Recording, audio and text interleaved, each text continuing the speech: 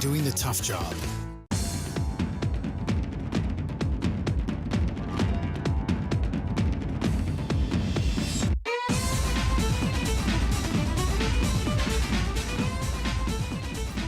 Hello, everyone, and welcome to another episode of Out of the Fog. I'm your host, Laurabel Mba.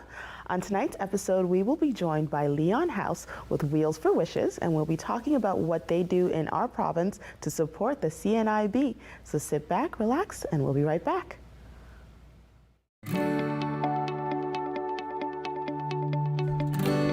You're watching Rogers TV St. John's. Calling all journalism students, Omni Television is once again awarding scholarships to qualified students pursuing a career in third language journalism. When I found out that I won an Omni scholarship, I honestly wasn't expecting it. Winning an Omni scholarship helped me realize that I chose the right career path by pursuing third language journalism. Omni is home to a variety of locally produced current affairs programs and daily national newscasts, broadcast in 6 languages. To learn more about Omni scholarships, visit omnitv.ca/scholarships.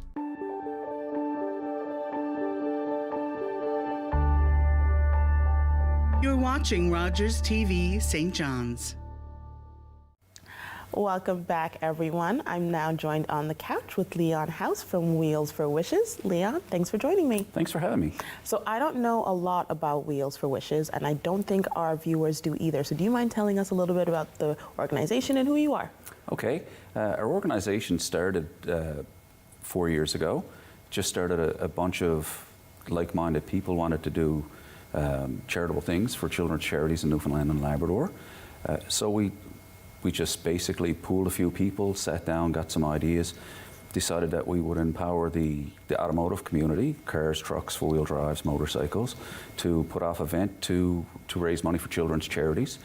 And we moved to CNIB to raise funds for, last year it was for a guide dog for Brandon, and prior to that it was for buddy dogs for children with vision loss. Okay, so you guys have been around for 4 years now. 4 years. What exactly have you guys done? So what is a Wheels for Wishes event?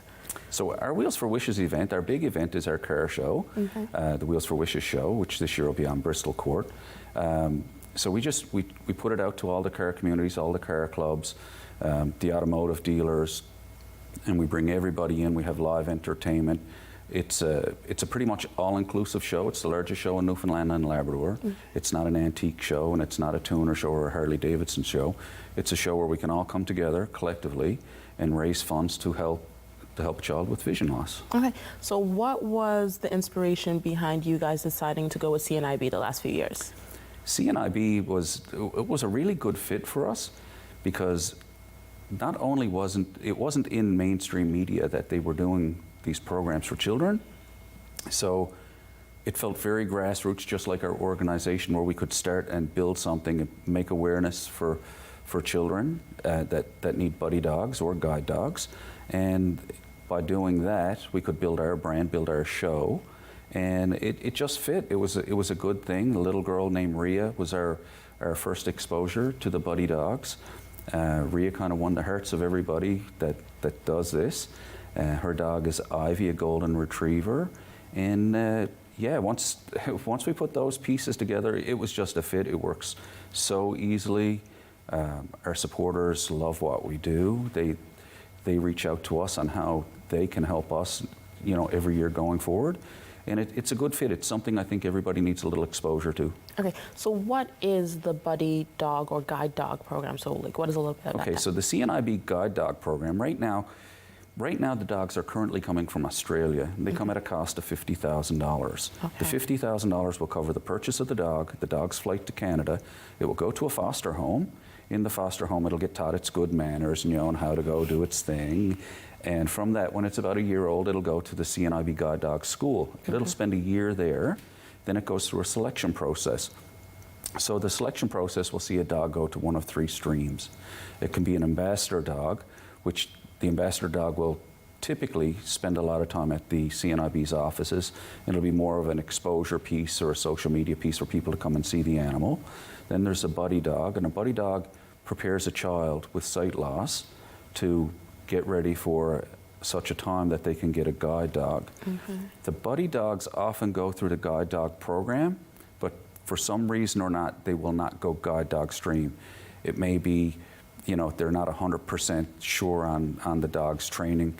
It may be something which is a health condition, which is what Flynn came. Flynn is a little boy's dog, belonged to Caden. And he went through the full system, but they found out at the last minute the dog had a vitamin D deficiency. So because people with sight loss probably wouldn't identify that, that dog then goes to the buddy dog stream, which we were very fortunate because it was our first dog that we started at the very beginning. And saw right through to the end until Caden got his dog. Okay, so you guys started raising money for the CNIB because it was just something that you felt was most connected to how you wanted to help children's charities. Right, we just wanted something very grassroots. A lot of the big charities get lots of big help. And we just felt that it was time for children in Newfoundland and Labrador to have someone, you know, give a little push in the right direction to help them. The program, the buddy dog program, was really new. We were really new. It was a good fit. We talked to the people at the CNIB. They were pretty excited, and we were pretty excited about it. We discussed the cost of the animal, what the dog would be. You know, we talked to them about, we don't want any administration fees. We just want to pay for the dog and nothing else. So that way we know our money. When we go to talk to our supporters, they get to see where their money goes. It goes directly to the animal. So over the course of your 4 years, how many dogs have gone through the buddy guide or ambassador program that you guys have put through? Holy smokes. There's been a lot of dogs go through. Unfortunately, there's not enough dogs for clients right now. Because of COVID-19, the inability for some people with sight loss to go to the United States or elsewhere to purchase a service animal has pretty much ceased. So the demand for the CNIB has gone up by 300%, so they say. So the actual numbers to go through, that's a really tough one for me because where we're a volunteer group, we don't have exposure to the CNIB's guide dog training facilities numbers. Right now there are 2 buddy dogs here currently, which would be Ivy, Ria's dog, and Flynn, which would be Caden's dog. And if you go to the Growlers games, you'll see a little boy with a black dog and a yellow jacket, and they'll go and they'll sit in their seats, cheer on the game, and that's the buddy dog that we bought in 2020. Okay, and is that Flynn? That's Flynn. Perfect. So when you guys are hosting your Wheels for Wishes, what is a typical Wheels for Wishes event look like? Oh, a Wheels for Wishes event it's a massive car show. It's the largest car show in Newfoundland and Labrador because we invite everybody. We'll have a stage. We'll have people who come and sing, and we'll have award. Like, we don't have like best in show or anything like that because we want it to be about coming and celebrating, raising funds for a child. And so there'll be cars everywhere. There'll be food vendors. There'll be raffle tickets on different prizes, and just lots of people who are really digging what's going on with the automotive scene. So does the Wheels for Wishes event, does it happen only in St. John's, or you guys have events throughout the entire province? Well, right now the big event happens in St. John's. This year, for the first time ever, the Burin Peninsula is going to host a Wheels for Wishes event, which is really awesome because our game plan is to reach out to cover all the children in Newfoundland and Labrador with vision loss. This year's child is a little boy on the West Coast, so that's our aim for this year, is to get his dog, and hopefully in October, whether his dog arrives in Deer Lake at the airport or whether it arrives at St. John's Airport, the Wheels for Wishes crew will be there to see Miriam, who's the person who will transport the dog, and we'll be there to see the dog and the pairing of the child. So are you guys typically involved in the application process, or who gets selected to do that, or is that all through the CNIB? That's outside of our our scope. We don't want nothing to do with that. We just want to go out and have a good time, raise some money, pay for a dog, and change a little boy or a little girl's life. That's fantastic. Okay, so we've been living through a pandemic for the last two and a half years. How has that affected how Wheels for Wishes has operated? Well, the first year it impacted us. It impacted us greatly. So we didn't have our show because there was so much uncertainty and the regulations that the government had put in place. But we did do an event called Cruising 'Cause We Care. Okay. So that was it was kind of like a mobile car show where people could watch out through their windows or stand on the side of the road and see the people, drive through the designated route. And we were a little scared of that event because we didn't know what it was going to bring. We didn't know if we would reach our goal. I mean, $50,000 is a lofty goal for 10 people who have full-time jobs and do this for a bit of fun. But we reached our goal. We actually exceeded our goal. And so that's where Flynn came from. Okay. So if people are watching and they said, oh my gosh, this is definitely striking something within me, I want to be part of the Wheels for Wishes team, what happens next? Well, you can reach out to us on Facebook. We also have an Instagram account, which I don't do the Instagram thing, I'll do the Facebook thing. Most of the posts you'll see there come from me in my spare time or when work is a little bit quiet. They can reach out to any of us that are there.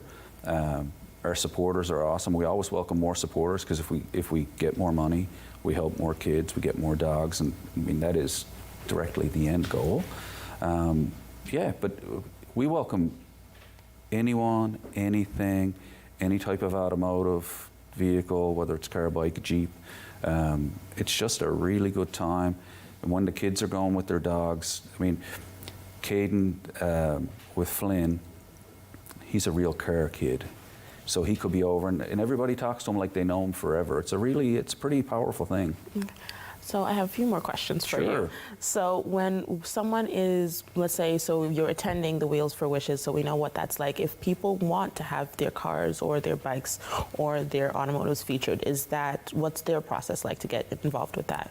Their process is show up, give us a $20 donation at the door, Okay. come in, be a part of the fun. For people who are just want to come and see, there is no cost. We would never do that. We don't know what the we don't know what the economic impacts are on families, but we want to welcome them. We want them to come in. If they want to buy an ice cream, buy an ice cream. Okay. If you want to buy a ticket, you buy a ticket. If you just want to come and look at the cars, that's awesome too, because our event is nothing without people. Okay. So what do you guys have coming up in the next few years? So we know the pandemic affected what you were able to do, so you guys transitioned and did the cruising. So what's coming up for Wheels for Wishes now? Well, our Wheels for Wishes event, it will happen on Bristol Court.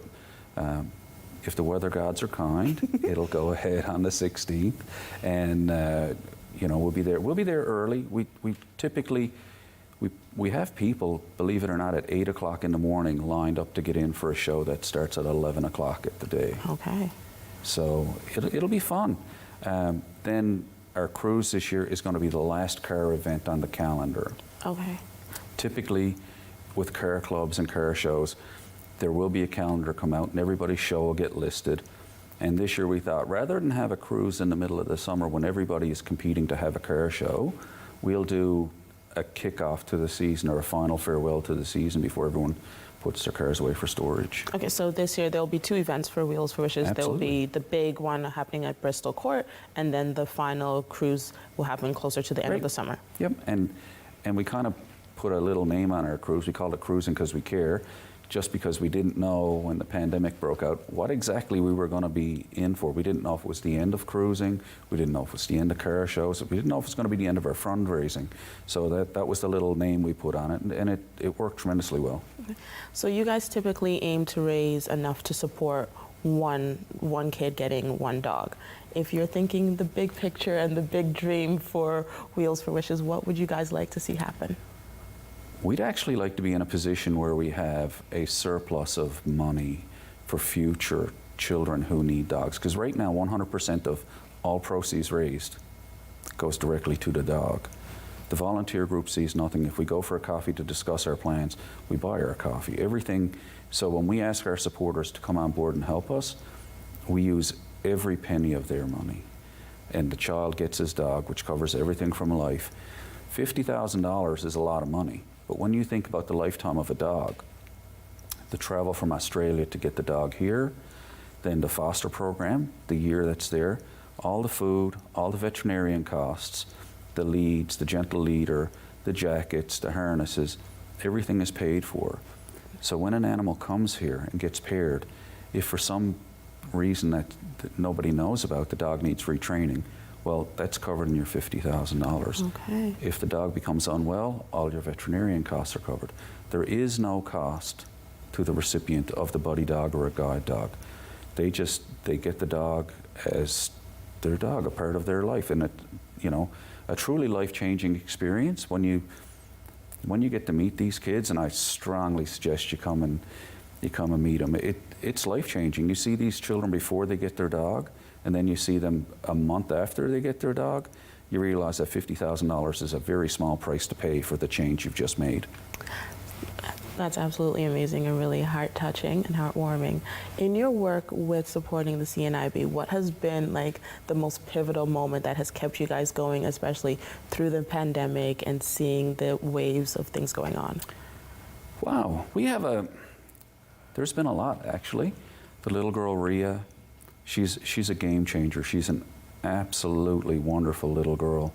Caden and Flynn, the handover from Miriam with Flynn to Caden's mom was heartbreaking, because it's a trainer who now gives up a dog to change a child's life. It's tough. This past weekend we had Rodney Barney from Labrador. Rodney Barney is an adult man who has RP, so he sees about 5 to 10%, but he makes wooden furniture, which for some of us, we can't do it with good vision, and he does it with very limited vision. So he actually left Labrador to come here for the weekend. So he brought us down some chairs to put on our fundraiser. That was definitely that's definitely a pivotal moment when you see someone who wants to help a child with vision loss, and they as well have vision loss. It's a good reason to keep going. It's a good reason to dig deep when you think you're not going to make your goal. So you guys you've been working with the CNIB now for 4 years. Is this a partnership that you guys are hoping to keep continuously, or are you guys going to change charities as time moves on? Oh, we're not changing charities. No. This is a really good thing. There's zero expectations of them for us, and there's zero expectations from us to them. We know what the dog is. We know it's $50,000. We have lots of support. Their support for us is pretty strong. Everything we ask for, we get, and in return, when they want us to come out and support them, we're there to support them. Okay, so just going to backtrack a little bit and talk a little bit more about the event coming up on July 16th. So that is going to be taking place at Bristol Court. Anyone who's interested in participating can just show up the day of. Just show up the day of, pay a $20 registration. We'll give you a form to fill out so we can have it to keep records of everybody, contact tracing being part of it, and then for prizes towards the end. The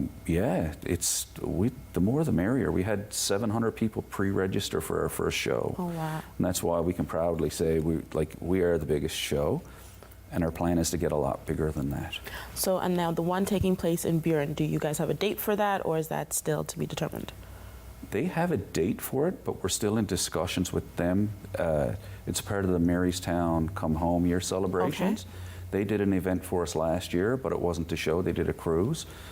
Their support is pretty strong. It's so amazing to see people who you've never met before reach out and say, hey, can we do an event and send you the money to put towards a dog? That's absolutely amazing. So just going to check, so with the CNIB, is there only one CNIB in Newfoundland Labrador that you guys support, or is there multiple branches and they all fit There's one branch. There's okay. one branch. It's on the boulevard. Okay. And so their clients are all over Newfoundland and Labrador. Okay. I would assume, I'm pretty sure they have support networks, across, but the main office is here in town. Perfect.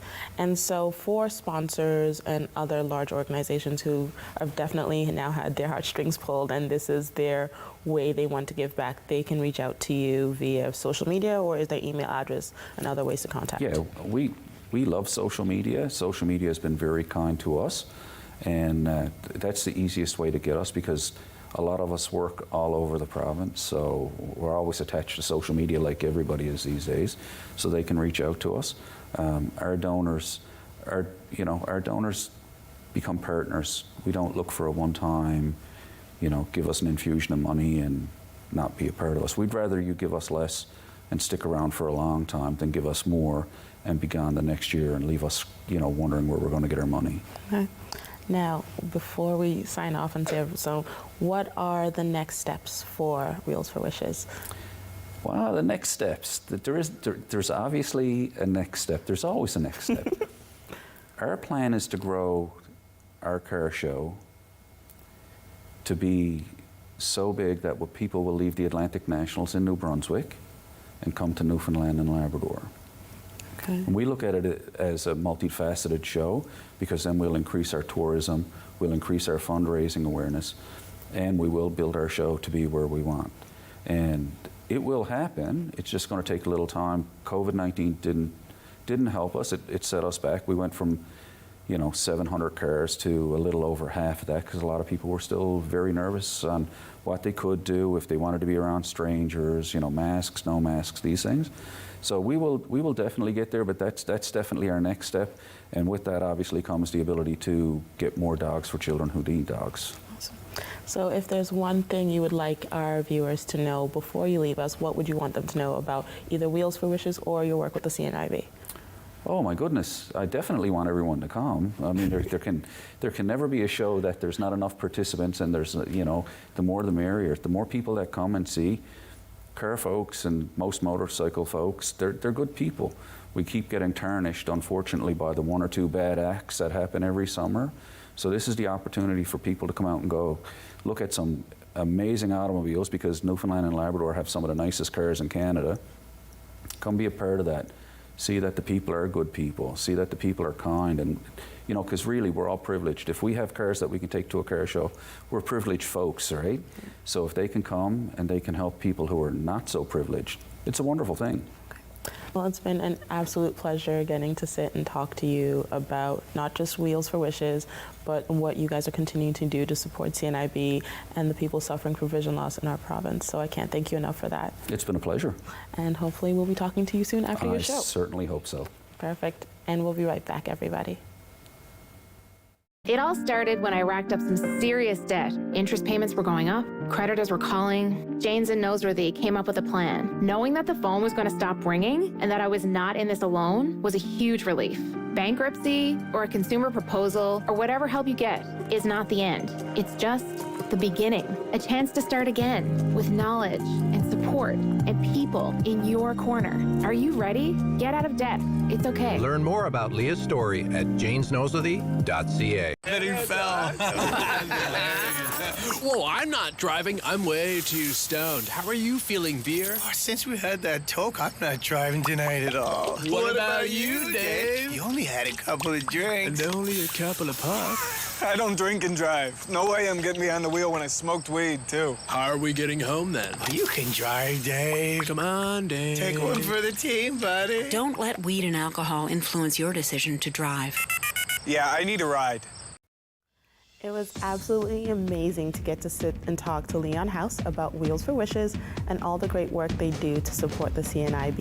If you're interested in finding out more, please check out their event on July 16th at Bristol Court, or check out the CNIB at cnib.ca. It's been a wonderful evening, and we'll see you guys again soon. Have a great night.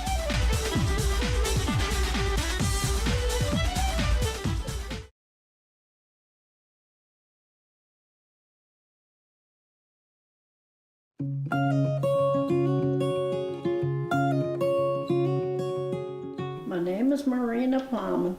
I grew up in Portiswell, and I'm still living in Portiswell. Came from a very large family.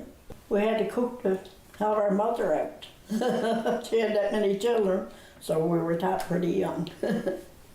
Every one of us can cook, I'd say, fairly good.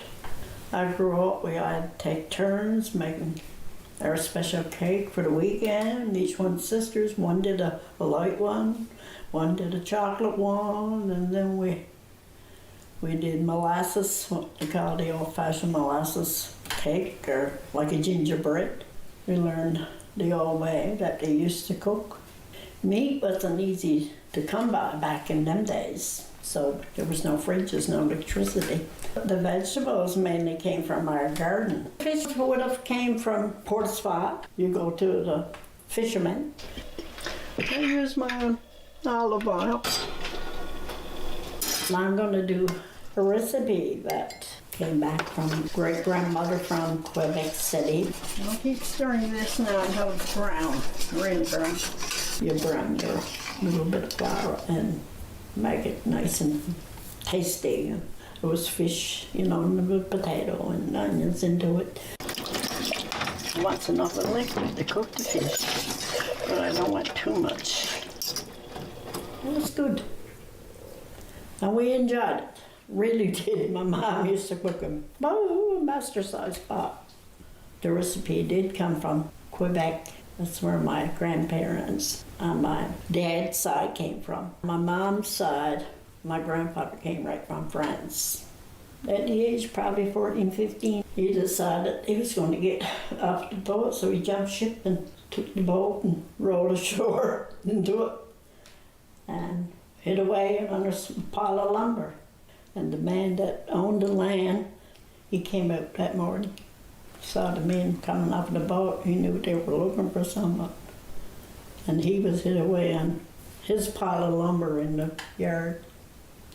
So he took them in and gave them tea. And then he took them, showed them where to go, where no one wouldn't find them. Down in Eddie's Cove, there wasn't very many people, probably 3 or 4 families at that particular time. So they took him in, and that's where he met my grandmother too, and he married her. It's just something when you decide you want some fish, you want a fish stew or fried fish or whatever, you know, you just cook it up for a meal. It's always made the same way that my mom used to make it and taught us to make it. It was a recipe that we grew up loving.